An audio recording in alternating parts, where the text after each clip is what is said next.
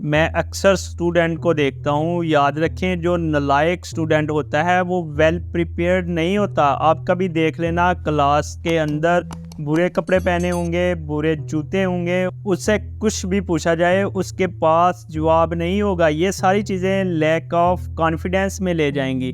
جس دن اس نے اچھے کپڑے پہنے ہوں گے، آپ دیکھنا پہلی صف میں بیٹھا ہوگا، ٹیچر کے ساتھ بہترین کمیونیکیشن کرے گا۔ اس لیے کپڑوں کا، جوتوں کا، پرفیوم کا، پریپریشن کا ہمارے کانفیڈنس کے ساتھ بڑا گہرا تعلق ہوتا ہے۔